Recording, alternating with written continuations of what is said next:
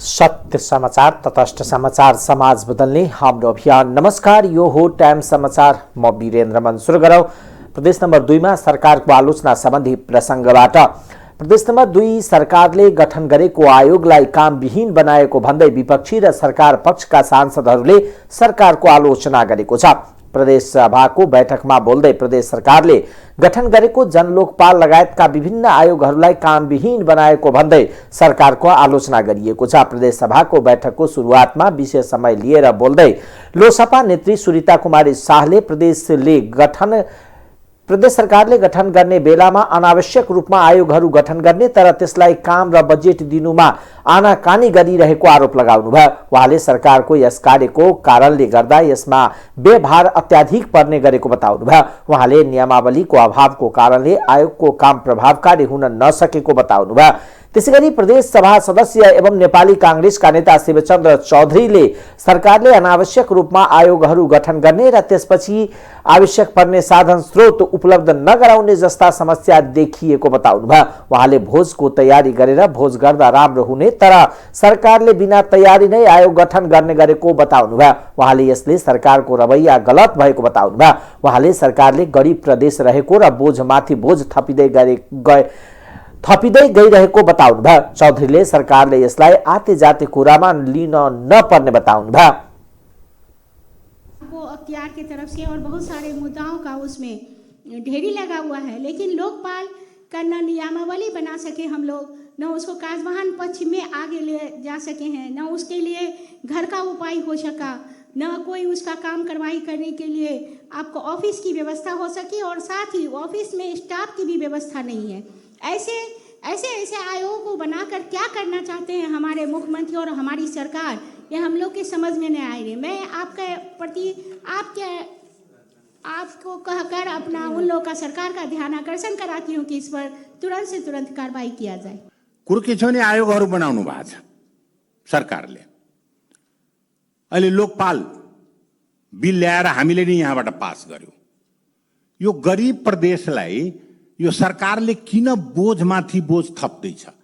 अब 3 जना आयुक्तहरू चाहिँ नियुक्ति गरिदिया छ, न भवन छ आफ्नो, न 1 जना कर्मचारी दिया छ, न 1 पैसा बजेट दिया छ, न कार्यविधि दिया छ कि के काम गर्ने कसरी गर्ने। फिर 3 जना नियुक्ति गरेर किन राख्नु पर्यो? यो सोचनीय प्रश्न हो सभामुख महोदय। यसलाई चाहिँ आते जाते कुरामा नलिउँ। बनाउनु थिएन भने जतिखेर सबै सामग्री जुटिन्थ्यो भोज गरिन्छ, सबैतिको इन्जाम भएपछि न मान्छेले चाहिँ भोज गर्छ। इन्जाम केही छैन, 3 जना नियुक्ति गरिदियो, न घर छ, न कर्मचारी छ, न बजेट छ, न कार्यविधि छ भने 3 जनाले तलब खुवाएर राख्नुपर्ने मनसाय के किन? राख्नु हो भनेदेखि त्यो सुविधा दिनुहोस्, उसँग काम लिनुहोस्। यता प्रदेश सभा सदस्य एवं पूर्व मन्त्री ज्ञानेन्द्र कुमार यादवले संघीयताको संस्थागत विकासका लागि विभिन्न निकायहरूको गठन आवश्यक रहेको बताउनुभयो। उहाँले जनलोकपाल अनियमितता र ढिला सुस्ती रोक्नका लागि आएको बताउँदै यसको कर्मचारी बजेटको व्यवस्था सरकारले गरिसकेको बताउनुभयो। यहाँ अर्को कुराहरू म 1 मिनट मात्रै टाइम लिन खोजे। विभिन्न किसिमको चाहिँ समितिहरू गठन गरेर सरकारले अगाडि बढिरहेका छन्। यसको औचित्य छैन। विभिन्न विङ्सहरूको स्थापना भइरहेको छ भनेर कुरा हुँदाखेरि म के अनुरोध गर्न चाहन्छु, संघीयतालाई संस्थागत गर्नको लागि, कामलाई प्रदेशको कामलाई चुस्त दुरुस्त बनाउनको लागि हामीहरूको विङ्सहरूको आवश्यकता छ, विधेयकको आवश्यकता छ, ऐनको आवश्यकता छ, कानुनको आवश्यकता छ। ऐन कानुन बिना हामी चाहिँ यो प्रदेशको कार्यलाई चुस्त दुरुस्त बनाउन सक्दैनौँ। त्यसकारण अहिले हामी हेर्दाखेरि जनलोकपाल गठन लगायत अन्य विभिन्न किसिमको विङ्सहरू बनेका छन्। त्यसको एउटा मात्रै उद्देश्य छ प्रदेश नम्बर 2 को कामकाज चुस्त दुरुस्त होस् भनेर कतिपय मान्य सदस्यज्यूहरूबाट यो पनि आएको थियो कि बजेटै विनियोजन भएको छैन, अफिस व्यवस्थापन भएको छैन भन्ने कुराहरू हुँदाखेरि म गरिमामय सदनलाई अनुरोध गर्न चाहन्छु कि जनलोकपाल विधेयकको अफिस पनि सञ्चालन भइसकेको छ, कर्मचारीहरूको लागि दरबन्दी पनि स्वीकृत भइसकेको अवस्था छ, बजेट पनि छुट्याइसकेको अवस्था छ र बजेट 9 करोड रुपैयाँ बजेट पनि छुट्याएर कामकाजहरू अगाडि बढिरहेको स्थितिहरू छन्। किनभने हामी चाहन्छौँ यो प्रदेशमा सकारात्मक रूपमा अगाडि बढोस्, यो प्रदेशमा भ्रष्टाचार न्यूनीकरण होस्, भ्रष्टाचारलाई जीरो टोलरेन्स मानेर हामी अगाडि बढिरहेका छौँ। त्यसकारण प्रदेश नम्बर 2 को सरकार यी सबै मुद्दाहरूमा, यी सबै विषयमा गम्भीरतापूर्वक अगाडि बढिरहेको समयमा हामी यो सबै कुरालाई सकारात्मक रूपमा लिएर अगाडि बढ्नुपर्ने। यादवले जनलोकपालको काम नै प्रदेशमा भ्रष्टाचार र अनियमितता रोक्नका लागि गठन भएको बताउनुभयो। उहाँले यसको लागि आवश्यक पर्ने कर्मचारी दरबन्दी आवश्यक करिब 9 करोड बजेट समेत विनियोजन भएको बताउनुभयो।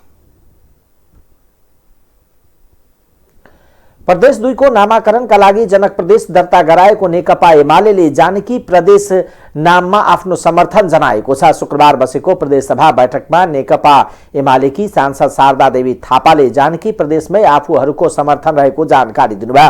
पार्टी विभाजन अघि नेकपा एमालेको तर्फबाट प्रमोद कुमार यादवले जानकी प्रदेश र शारदा थापाले जनक प्रदेश नाम दर्ता गराएकी थिइन्। आजको प्रदेश सभाको बैठकमा बोल्दै नेकपा एमालेकी सांसद शारदा देवी थापाले नेकपा एमालेले पनि जानकी प्रदेशमै समर्थन जनाउने बताउनुभयो। उहाँले जानकी प्रदेश भन्दा उचित कुनै अर्को नाम नहुने समेत बताउनुभयो। यो नाममा समर्थन गरेर मुख्यमन्त्रीले चलाएको अभियान, तपाई हामीले सपोर्ट गर्न खोजेका परिवर्तनका पाटाहरू र उपयुक्त नाम यो जानकी प्रदेश नै रहने भएको हुनाले म सम्पूर्णमा आग्रह गर्दै यसैमा सहमति भएर पास गरिदिनु हुनको लागि पनि अनुरोध गर्दै म आफ्नो चाहिँ प्रस्ताव जानकी प्रदेश। थापाले जनककै नाममा जनकपुर नाम पर्न गएकोले जनक नन्दिनी जानकीको नाममा प्रदेशको नाम हुँदा आफूहरूको लागि त्यो भन्दा बढी सौभाग्यको कुरा केही नहुने बताउनुभयो। अन्तर्राष्ट्रिय स्तरमा पनि चिनिने सबैभन्दा ठूलो संरचना माता जानकीकै मन्दिर रहेको र पर्यटकहरू पनि यसैका लागि यहाँ आउने गरेको ले जानकी प्रदेश उचित नाम हुने बताउनुभयो। प्रदेश सभा सदस्य थापाले मुख्यमन्त्री राउतले समेत प्रदेशको छोरीहरूका लागि विभिन्न अभियान सञ्चालन गरेको तथा तिनीहरूको अधिकारका कुरा गर्नेहरूले पनि जानकी नाम सबैभन्दा बढी उचित हुने बताउनुभयो। जानकी नाम नारी मैत्री रहेको समेत उहाँले जिकिर गर्नुभयो। नेपाली कांग्रेसको प्रदेश 2 नेतृत्व चयनका लागि भएको चुनावमा सभापतिमा शेरबहादुर देउवा पक्षका कृष्ण यादव विजय भएका छन्। उनले 141 भोटले विमलेन्द्र निधि पक्षका सभापति उम्मेदवार राम सरोज यादवलाई पराजित गर्दै विजय भएका हुन्। कृष्ण 996 मत पाउँदा राम सरोजले 855 मत पाएका छन्। 30 मत बदर भएको छ। मत परिणामको औपचारिक घोषणा निर्वाचन आयोगले गरेको छ। कृष्ण पार्टी रौतहटका सभापति हुन् भने राम सरोज यादव प्रदेश 2 संसदीय दलका नेता तथा भौतिक पूर्वाधार विकास मन्त्री समेत हुन्। राम सरोजलाई शेखर कोइराला, रामचन्द्र पौडेल पक्षको पनि समर्थन थियो भने कृष्ण यादवको मात्र देउवा समूहको सहयोग रहेको थियो। जितपछि सञ्चारकर्मीसँग कुरा गर्दै यादवले पार्टीले एउटा जिम्मेवारी दिएको र आफूले त्यो जिम्मेवारीलाई सफलतापूर्वक निर्वहन गर्ने बताउनुभयो। र त्यो जिम्मेवारी सम्पूर्ण नेपाली कांग्रेसको लागि म एउटा अभिभावकको रूपमा काम गर्नेछु र नेपाली कांग्रेसमा यो प्रदेश नम्बर 2 लाई बनाउँछु। सरस्वती पदका लागि बिहिबार बिहान 9 बजेदेखि राति 8 बजेसम्म मतदान चलेको थियो। जम्मा 1951 मतदाता रहेकोमा 1881 मत खसेको थियो। राति 11 बजेबाट मतगणना सुरु भएको थियो। शुक्रबार बिहानै सभापतिको नतिजा सार्वजनिक भइसकेको छ। अब उपसभापतिको गणना भइरहेको निर्वाचन समितिले जनाएको छ। पारिश्रमिकको माग गर्दै धरनामा बसेका जनकपुर धाम उपमहानगरपालिकाको सामुदायिक विद्यालयमा कार्यरत बाल विकास शिक्षक तथा कर्मचारीहरूले धरना स्थगित गरेका छन्। पारिश्रमिकको माग गर्दै धरना बसेका शिक्षक तथा कर्मचारीहरूले धरना स्थगित गरेका छन्। बाल विकास शिक्षक तथा विद्यालय कर्मचारी संयुक्त संघर्ष समितिका संयोजक राम हृदय यादवले शुक्रबार सम्झौता भएपछि शान्तिपूर्ण धरना स्थगित गरिएको जानकारी दिनुभयो। उहाँले पुष मसान्तभित्र माग सम्बोधन नभए माघ 1 गतेदेखि पुनः आन्दोलन जारी विज्ञप्ति मार्फत जानकारी दिनुभएको छ। जनकपुर धाम उपमहानगरपालिका अन्तर्गत सामुदायिक विद्यालयमा कार्यरत बाल विकास शिक्षक तथा विद्यालय कर्मचारीले तोकिएको पारिश्रमिक उपलब्ध गराउन उपमहानगरसँग माग गरेको पनि नगर प्रमुख लाल किशोर शाहले सुनवाई नगरेपछि बुधबारदेखि धरनामा बसेका थिए। नेपाल सरकारको आर्थिक वर्ष 78-79 को बजेट वक्तव्य मार्फत विद्यालयमा कार्यरत बाल विकास शिक्षक तथा कर्मचारीका लागि व्यवस्था भएको तलब निकासा जनकपुर धाम महानगरपालिकाले नगरेपछि धरनामा बसेका थिए। शुक्रबार पछिल्लो 24 घण्टामा थप 260 जनामा कोरोना संक्रमणको पुष्टि भएको छ। 8060 जनाको पीसीआर परीक्षण गर्दा 227 जना र 3838 जनाको एन्टिजेन परीक्षण गर्दा 23 जना गरी कुल 260 जनामा कोरोना संक्रमणको पुष्टि भएको स्वास्थ्य तथा जनसंख्या मन्त्रालयले जनाएको छ। त्यस्तै पछिल्लो 24 घण्टामा 1 जनाको मृत्यु भएको छ भने 349 जना संक्रमण मुक्त भएका छन्। शुक्रबार थपिएसँगै नेपालमा कोरोना संक्रमितको कुल संख्या 9,23,016 पुगेको छ। यो सँगै नेपालमा मृत्यु हुनेको संख्या 11,582 पुगेको छ भने 8,10,271 जना संक्रमण मुक्त भएका छन्। मन्त्रालयका अनुसार हाल देशभर सक्रिय संक्रमितको संख्या 5,048 जना रहेका छन्, जसमध्ये 4,817 जना होम आइसोलेसनमा रहेका छन् भने 231 जना संस्थागत आइसोलेसनमा रहेका छन्। कोरोनाका बिरामी मध्ये 77 जना आइसियु र 21 जना भेन्टिलेटरमा उपचाररत छन्। त्यस्तै 10 वर्ष मुनिका 6 बाल बालिकामा कोरोना संक्रमणको पुष्टि भएको छ भने 11 देखि 20 वर्ष उमेर समूहका 29 जना कोरोना संक्रमित थपिएका छन्। माध्यमिक शिक्षा परीक्षा एसईई खारिज गर्न सांसदको शिक्षा तथा स्वास्थ्य समितिले निर्देशन दिएको छ। समितिको बसेको बैठकले 12 कक्षासम्म विद्यालय तहको शिक्षा भएकोले एसईई खारिज गर्न शिक्षा विज्ञान तथा प्रविधि मन्त्रालयलाई निर्देशन दिएको हो। समितिका सभापति जयपुरी धरतीले 12 सम्म विद्यालय तहको परीक्षा भएकोले 12 को बोर्ड परीक्षा लिनुपर्ने र एसईई खारिज गर्न भनेको बताउनुभयो। समितिले यसअघि पनि एसईई खारिज गर्न निर्देशन दिएको थियो, तर सरकारले कार्यान्वयन नगरेपछि समितिले फेरि सरकारको ध्यानआकर्षण गराएको हो। 29 जेठ 2077 मा समितिले एसईई खारिज गर्न सरकारलाई निर्देशन दिएको थियो। नेकपा माओवादी केन्द्रका अध्यक्ष पुष्पकमल दाहाल प्रचण्डले मुलुकमा चलिरहेको प्रतिक्रान्तिको षड्यन्त्रलाई परास्त गर्न कम्युनिस्ट शक्तिबीच एकता आवश्यक रहेको बताउनु भएको छ। नेकपा माओवादी केन्द्र र नेकपा मसाल सम्पर्क केन्द्र बीच भएको एकतापछि राजधानीमा आयोजित एकता सभामा अध्यक्ष दाहालले प्रतिक्रियावादीले जनसंघर्षबाट प्राप्त उपलब्धिलाई उल्ट्याउने प्रयास गरिरहेको आरोप लगाउनुभयो। परिवर्तनका पक्षधर क्रान्तिकारी र वामपन्थी शक्ति एकताबद्ध भएर अगाडि जाने गरी मोर्चाबन्दी हुँदै गएको उल्लेख गर्दै अध्यक्ष दाहालले जनताको बलिदानीबाट प्राप्त उपलब्धि कुनै पनि हालतमा उल्टिन नदिने बताउनुभयो। इमानदार कम्युनिस्ट बीचको बलियो एकता नै प्रतिक्रान्ति विरोधी आन्दोलनको नेतृत्वको भूमिका खेल्न सक्ने उहाँको भनाइ थियो।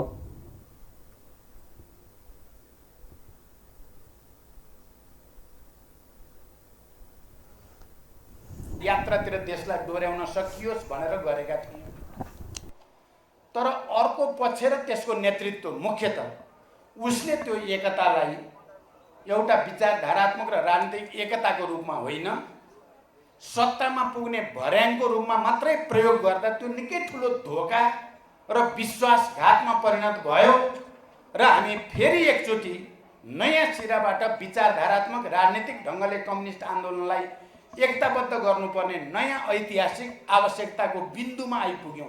गणतन्त्रलाई उल्ट्याउने कहीँ न कहीँ षड्यन्त्र भइरहेकै छ। ती सबै तत्त्वहरू जो हिजो आन्दोलन, युद्ध र आन्दोलनको बीचबाट परास्त भएका सामन्ती तत्त्वहरू अनि राष्ट्रिय स्वाधीनताका विरुद्ध, राष्ट्रिय स्वतन्त्रताका विरुद्ध गतिविधि गर्ने दलालहरू र त्यसको प्रतिनिधित्व गर्ने राजनीतिक दल एकातिर छन् तिनले प्रतिक्रान्ति र प्रतिगमनको प्रतिनिधित्व गरिराखेका छन् भने अर्कोतिर सबै परिवर्तनका पक्षधर, क्रान्तिका पक्षधर, क्रान्तिकारीहरू, देशभक्तहरू, वामपन्थीहरू, त्यस खालका सबै शक्तिहरू र सबै उत्पीडित वर्ग, जाति, क्षेत्र, समुदाय सबै फेरि यो परिवर्तनको रक्षा गर्दै अझ अगाडि जाने दृढताको साथ फेरि मोर्चाबद्ध हुँदैछन्। हामी ढुक्क हुने स्थिति छैनौँ। प्रतिक्रान्तिकारी, प्रतिगमनकारी र षड्यन्त्रकारीहरू अहिले पनि प्रतिक्रिया र षड्यन्त्रकै प्रक्रियामा छन्। त्यसकारण हामी राष्ट्रका जनताका पक्षधर, क्रान्तिका पक्षधर सबै शक्तिहरू एकजुट भएर त्यसको प्रतिवाद गर्ने कुरामा कहीँ कतै हामीले रिल्याक्स गर्न हुने स्थिति छैन। हामीले पुरै मेहनतको साथ अगाडि जानु छ र त्यसको निम्ति कम्युनिस्टहरूको बिचको एकता सबभन्दा ठुलो कुरा हो। इमानदार कम्युनिस्ट क्रान्तिकारीहरूको बिचको बलियो एकताले नै प्रतिक्रान्ति विरोधी क्रान्तिकारी आन्दोलनको नेतृत्वको भूमिका खेल्न सक्दछ। सुनारको 100 चोट, लोहारको एकै चोट भने जस्तो आज हामीले लोहारको चोट हाल्यौँ। यो हलबाट, यो एकीकरण प्रक्रियाबाट कम्युनिस्ट आन्दोलनलाई एकताबद्ध गर्ने, कम्युनिस्ट आन्दोलनलाई विघटन र विसर्जन गर्न चाहने अवसरवादी, विदेशी प्रतिक्रियावादीको अगाडि आत्मसमर्पण गर्ने तत्त्वहरूलाई एउटा चुनौती यो हलबाट हामी दिन चाहन्छौँ। तिमीहरूको षड्यन्त्र चल्ने छैन। नेपाली जनता, नेपालका क्रान्तिकारी कम्युनिस्टहरू सचेत छन् र सबै खाले चुनौतीको सामना गर्न तयार छन्। यो सन्देश यहाँबाट आज देशभरि र विश्वभरि प्रवाहित भएको छ। केही समयपछि नै यो कुरा बडो स्पष्ट हुनेछ कि को विजयी हुने हो भनेको थिएँ। तपाईहरुले सम्झिनु भएको होला। पार्लियामेन्टमा या प्रतिनिधि सभामा माओवादी क्रान्तिकारीहरू या कम्युनिस्ट क्रान्तिकारीहरूलाई हल्का रूपले नहेरियोस् भनेको थिएँ। तपाईहरुले सम्झिनु भएको होला। कसको हालत के भयो र कसको हालत के हुँदैन त्यो नेपाली जनताले देखाउने छन्। कार्यक्रममा नेकपा मसाल सम्पर्क केन्द्रका संयोजक लोकेन्द्र लम्सालले वैज्ञानिक समाजवाद स्थापना गर्न आफ्नो पार्टीले माओवादी केन्द्रसँग एकताबद्ध भएको बताउनुभयो। जनपक्षीय शक्ति अलग अलग भएर जनताको अपेक्षा पूरा हुन नसक्ने भन्दै उहाँले जनआकांक्षा पूरा गर्न माओवादी विचार र नेतृत्वबाट मात्र सम्भव भएकोले आफूहरू एकता प्रक्रियामा आएको उल्लेख गर्नुभयो।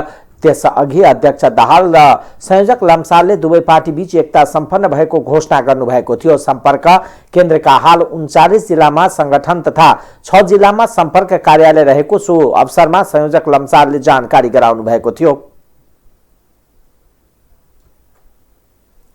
नेकपा माओवादी केन्द्रका अध्यक्ष पुष्पकमल दाहालले राष्ट्रिय सम्मेलनमा प्रस्तुत हुने राजनीति प्रतिवेदन पार्टी थाई कमिटी बैठकमा पेश गर्नुभएको छ। शुक्रबार बिहान पार्टी केन्द्रीय कार्यालय पेरिस डाँडामा बसेको पार्टी थाई कमिटी बैठकमा अध्यक्ष दाहालले राष्ट्रिय सम्मेलनमा प्रस्तुत हुने राजनीति प्रतिवेदन छलफलका लागि पेश गर्नुभएको हो। नेकपा माओवादी केन्द्रका राष्ट्रिय सम्मेलन आगामी पुस 11 देखि काठमाडौँमा सुरु हुँदैछ। सोही केन्द्र सम्मेलनमा प्रस्तुत हुने राजनीति प्रतिवेदन अध्यक्ष दाहालले शुक्रबार बिहान बसेको थाई कमिटी बैठकमा पेश गर्नुभएको पार्टी प्रवक्ता कृष्ण बहादुर महराले जानकारी दिनुभयो। उहाँले सो प्रतिवेदनमाथि छलफल गर्न अपराह्न 3 बजेदेखि बैठक फेरि सुरु भएको छ। पर्सिदेखि सम्मेलन हुँदैछ। तपाईहरूलाई थाहा छ अध्यक्ष कामरेडले डकुमेन्ट प्रस्तुत गर्नुभएको। नेकपा माओवादी केन्द्रको स्थायी कमिटीको बैठक बस्यो र थाई कमिटी विषयमा हामी दुईटा एजेन्डामा आज छलफल गर्यौं। छलफल भनेको पहिलो एजेन्डा चाहिँ आज केही पार्टी हाम्रो नेकपा माओवादी केन्द्रमा प्रवेश गर्ने निर्णय भएको छ। खास गरेर नेकपा मसालबाट विद्रोह गरी नेकपा मसाल माओवादी केन्द्र जो बनाउनु भएको छ उहाँहरूको प्रवेश छ। एउटा अर्को नेकपा माओवादी नेकपाबाट प्रभात चलाउने सहितको टिम पनि हाम्रो पार्टीमा प्रवेश गर्दैछ। दुईटा पार्टी अहिले 1 बजे प्रवेशको कार्यक्रम छ ट्रेड सेन्टरमा। तपाईहरुले त्यहाँ पनि न्युज बनाउन सक्नुहुन्छ। एउटा त्यो, दोस्रो अब पर्सिदेखि सम्मेलन सुरु हुँदैछ। तपाईलाई थाहा छ अध्यक्ष कमलले डकुमेन्ट प्रस्तुत गर्नुभयो। अहिले प्रस्तुत मात्रै भएको छ, वाचन गर्नुभयो संक्षिप्तमा, र त्यसको हामी छलफल गर्ने क्रममै छौँ। हामी 3 बजे फेरि थाई कमिटी बैठक बसेर छलफल गर्छौँ।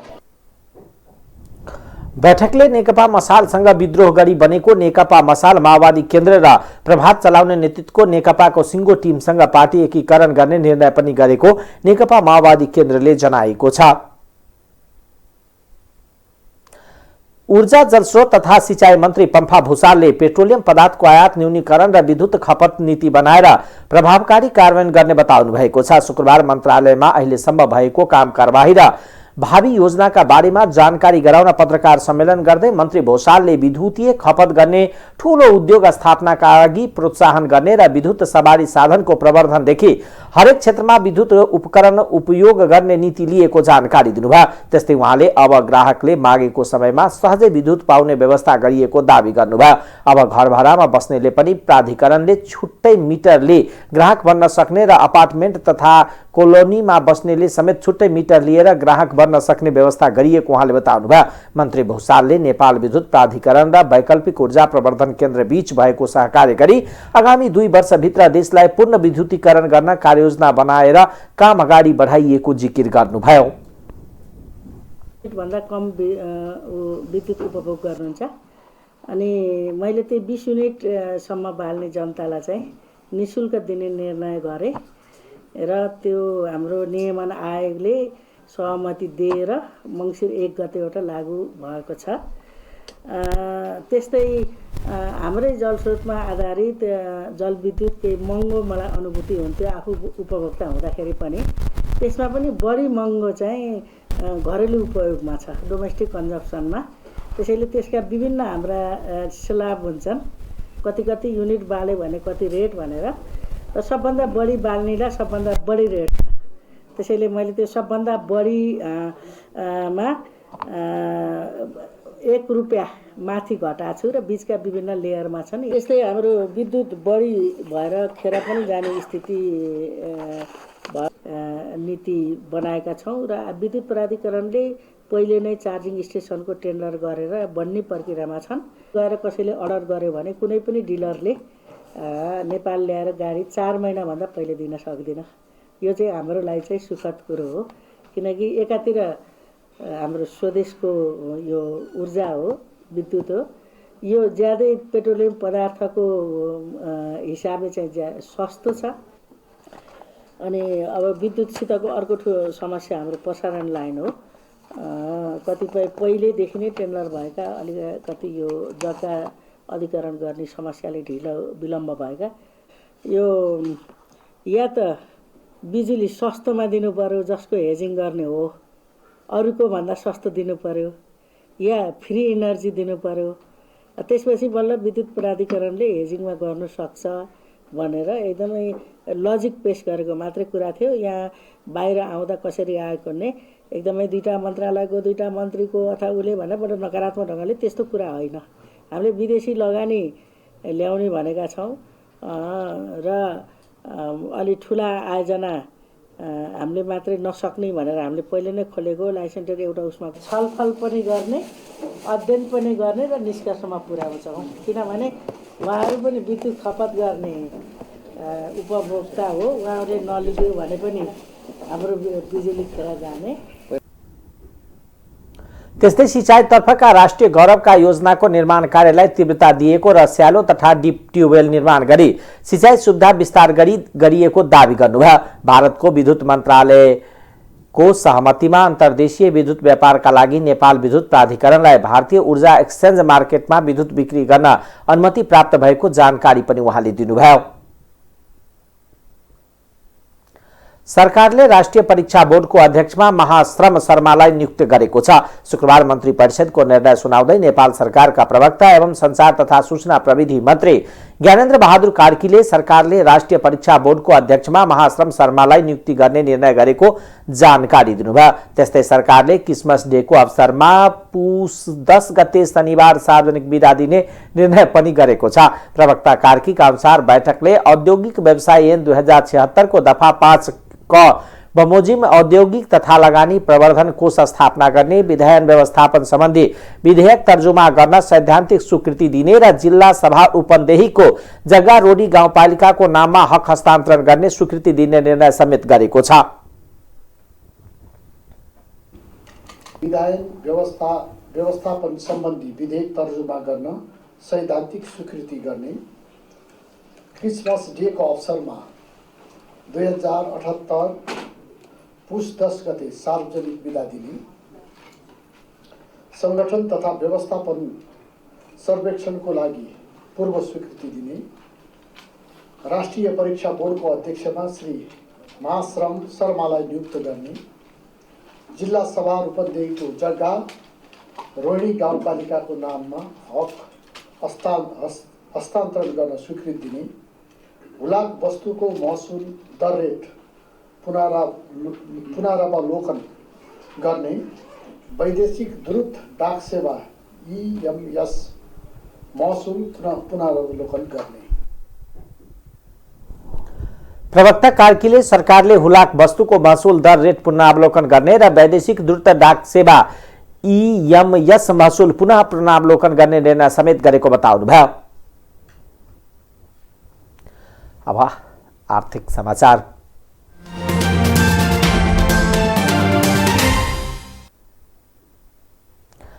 पछिल्लो समय नेपाललाई वैदेशिक सहयोग गर्ने दात्री निकायहरू अनुदान दिने अनुदार देखिएका छन्। चालू आर्थिक वर्षको मन्सिरसम्म नेपाललाई दात्री निकायबाट अनुदान भन्दा ऋण बढी प्राप्त भएको अर्थ मन्त्रालयको तथ्याङ्क छ। चालू आर्थिक वर्षको पहिलो 5 महिनामा 63 अर्ब रुपियाँ बराबरको वैदेशिक सहायता प्राप्त भएको छ। उक्त अवधिमा 5 अर्ब 81 करोड रुपियाँ अनुदान दात्री निकायबाट प्राप्त भएको मन्त्रालयको तथ्याङ्कले देखाएको छ। दात्री निकायबाट ठूलो अंश ऋणका रूपमा आउनु दात्री निकायहरू अनुदानमा अनुदार बनेको प्रश्न हुन्छ। अनुदान भित्र्याउन नेपालको बार्गेनिङ क्षमता कमजोर बन्दै गएको छ। तर अर्थ मन्त्रालयका अधिकारीहरू यसका लागि आवश्यक पहल तथा छलफल जारी रहेको बताउँछन्। अनुदानमा धेरै शर्त हुने भएकोले छलफलहरू लम्बिँदा प्रतिबद्धता कम देखिएको उनीहरूको बुझाइ छ। अर्थ मन्त्रालयका प्रवक्ता रितेश साक्य केही सम्झौताको चरणमा भएकोले अनुदान प्रतिबद्धता आगामी दिनमा बढ्ने बताउनुभयो। अनुदानको अंश घटे पनि नेपालले अमेरिकासँग गरेको करिब 55 अर्ब रुपियाँ अनुदान सहयोग सम्बन्धी मिलेनियम च्यालेन्ज कर्पोरेसन MCC सम्झौतालाई अनिर्णयको बन्दीमा पार्दै आएको छ। संसदबाट अनुमोदन गर्नुपर्ने भए पनि MCC बारे दलहरूको साझा धारणा नबन्दा अन्यल बढ्दै गएको छ। चालू आर्थिक वर्षको मन्सिर मसान्तसम्ममा सबैभन्दा बढी ऋण प्रतिबद्धता कोरोना विरुद्धको खोप आएको छ। यो शीर्षकमा एसियाली विकास बैंकबाट 19 अर्ब 69 करोड रुपियाँ प्रतिबद्धता आएको हो। अर्थ मन्त्रालय र एसियाली विकास बैंक बीच साउन 27 गते यस सम्बन्धी सम्झौता भएको थियो। त्यस्तै कृषि कार्यक्रम सञ्चालन गर्न दोस्रो बढी ऋण प्रतिबद्धता आएको छ। यो शीर्षकमा अर्थ मन्त्रालय र आइफाड बीच असोज 12 गते सम्झौता भएको हो। त्यसैगरी उच्च शिक्षा विकास कार्यक्रमका लागि विश्व बैंकबाट 7 अर्ब 5 करोड रुपियाँ ऋण प्रतिबद्धता आएको छ। यस सम्बन्धी सम्झौता पत्रमा भन्दौ 3 गते हस्ताक्षर भएको थियो। त्यस्तै विश्व बैंकले स्वास्थ्य र विद्यालय शिक्षा विकास कार्यक्रमका लागि 11 अर्ब 74 करोड रुपैयाँ ऋण दिने प्रतिबद्धता गरेको छ। भदौ 30 गते त्यस सम्बन्धी सम्झौतामा हस्ताक्षर भएको हो। त्यसैगरी विद्युत ग्रिड आधुनिकीकरणका लागि मन्सिर 10 गते एडीबीसँग ऋण सम्झौता भएको छ। उक्त सम्झौता अनुसार बैंकले नेपाल सरकारलाई 7 अर्ब 13 करोड रुपियाँ सहायता उपलब्ध गराउनेछ। चालू आर्थिक वर्षको 5 महिना अवधिमा 5 अर्ब 81 करोड रुपियाँ वैदेशिक अनुदान प्रतिबद्धता पनि आएको छ, जसमा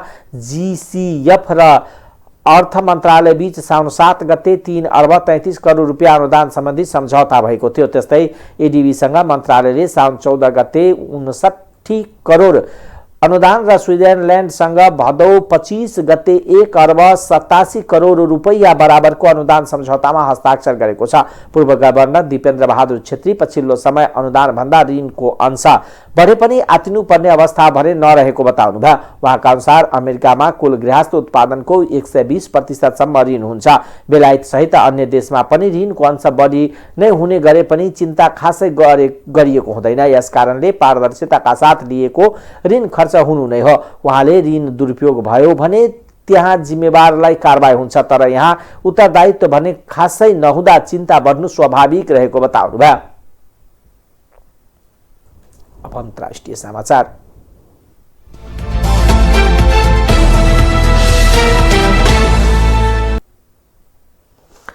दक्षिण बंगलादेशमा यात्रुले खचाखच भरिएको फेरीमा डुङ्गामा आग लागि हुँदा कम्तीमा 32 जनाको मृत्यु भएको छ। राजधानी ढाकाबाट 250 किलोमिटर दक्षिणमा पर्ने दक्षिणी एसिया ग्रामीण शहर झोलोकाठी नजिक शुक्रबार बिहान दुर्घटना भएको हो। जहाजमा करिब 500 यात्रु रहेको बताइएको छ। हामीले 32 जनाको शव निकालेका छौं। मृत्यु हुनेको संख्या बढ्न सक्छ।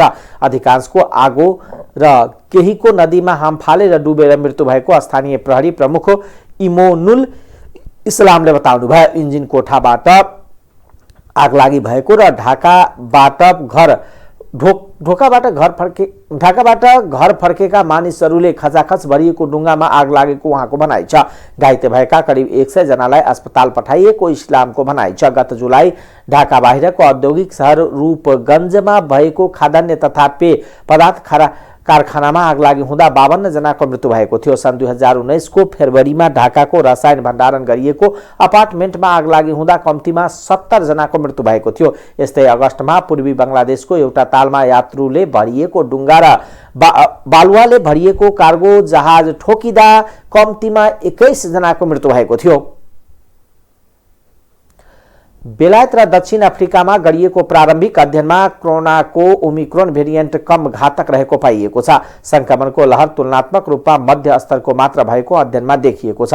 प्रारम्भिक नतिजाले अन्य भेरिएन्टले संक्रमण भएको व्यक्ति भन्दा ओमिक्रोन भेरिएन्टबाट संक्रमण भएका 30 देखि 70% सम्म कम मानिसहरू अस्पताल भर्ना हुनुपर्ने देखिएको बीबीसीले उल्लेख गरेको छ। ओमिक्रोन संक्रमित थोरै मात्र अस्पताल पुगे पनि यसले धेरै मानिसलाई चाँडो संक्रमित गर्न सक्ने बारे चिन्ता व्यक्त गरिएको छ। पब्लिक हेल्थ स्कटल्यान्ड कोभिड-19 निर्देशक डाक्टर जिम म्याकमेनिनले यो एउटा सुखद समाचार भएको बताउनुभयो। दक्षिण अफ्रिकामा गरिएको अर्को अध्ययनले ओमिक्रोनको लहर कम खतराको भएको देखिएको छ। ओमिक्रोन कम घातक हुनुको कारण यसको बनोट र खोप वा संक्रमणका कारण मानव शरीरमा बनेको प्रतिरोधी क्षमतालाई मानिएको छ, तर स्वास्थ्यका मापदण्ड पालनमा लापरवाही गर्न नहुनेमा विज्ञले जोड दिएका छन्। अब खेलकुद समाचार।